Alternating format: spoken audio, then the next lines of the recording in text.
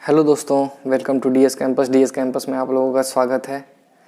जैसा कि आप लोग जान रहे हैं कि जो इस समय हमारा जो टॉपिक चल रहा है वो है आधुनिक भारत के जो साइंटिस्ट थे उनके खोज और शोध के ऊपर और उनके जीवन के बारे में।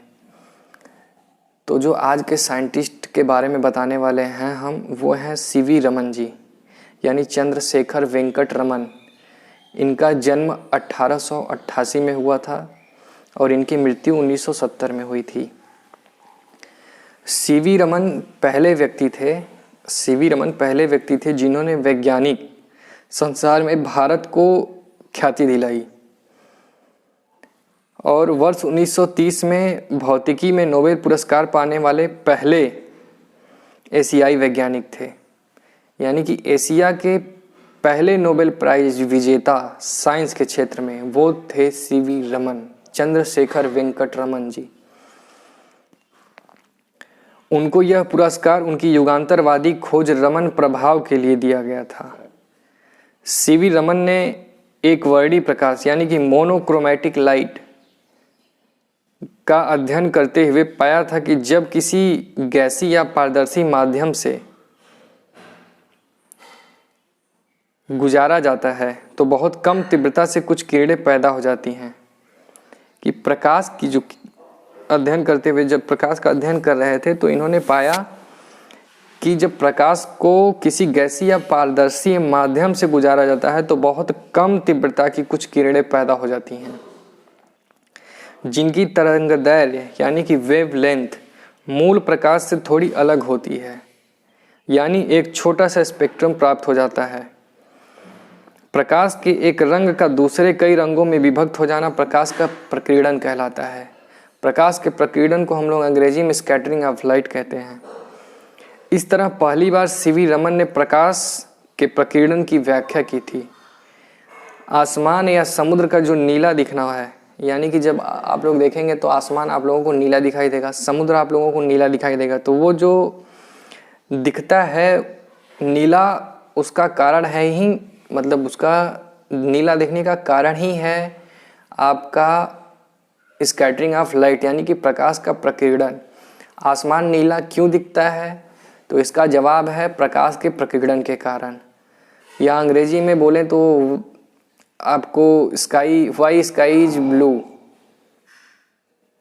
तो because of scattering of light the sky feels like blue colour. Okay, तो इस वजह से इनको काफ़ी ख्याति मिली। और आसमान या समुद्र जो था, ये सब लोग सोचते हैं कि नीला है, लेकिन वास्तव में ये नीला नहीं होता, वो प्रकाश की प्रकीर्णन की वजह से यानी स्कैटरिंग ऑफ लाइट की वजह से नीला दिखता है। तो डॉक्टर रमन ने इस खोज की घोषणा जो है वो 28 फरवरी 1928 में की थी। स्कैटरिंग ऑफ लाइट की वजह से आकाश का रंग नीला और समुद्र के पानी का रंग नीला दिखता है, इसकी घोषणा ऑफिशियली रूप से उन्होंने 28 फरवरी 1928 को की थी। सीवी रमन ने वर्ष 1934 में Indian academy of sciences Bengaluru की स्थापना किया। वर्ष 1948 में बेंगलुरु में ही उन्होंने रमन रिसर्च इंस्टीट्यूट की स्थापना की और इसी संस्थान में शोधरत रहे। यानी कि जिस इंस्टीट्यूट का उन्होंने स्थापना किया उसी में वो खुद रिसर्च करते थे।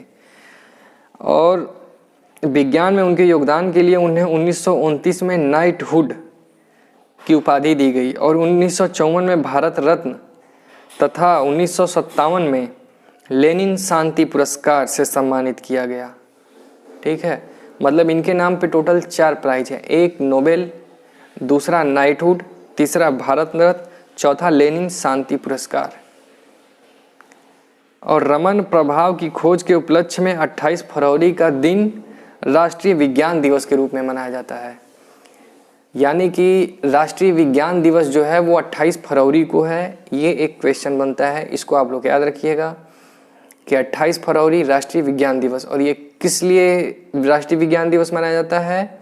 क्योंकि 28 फरवरी को ही सीवी रमन ने स्कैटरिंग ऑफ लाइट की ऑफिशियली घोषणा की थी। इस वजह से 28 फरवरी को राष्ट्रीय विज्ञान दिवस के रूप में मनाते हैं हम लोग। तो ये था चंद्रशेखर वेंकट रमन के जीवन और उनके खोज के बारे में। अगले साइंटिस्ट की वीडियो जल्दी आएगी आप लोगों के लिए, कुछ रोचक और कुछ नया लेकर के आएंगे। तब तक के लिए धन्यवाद। Thank you for watching DS campus.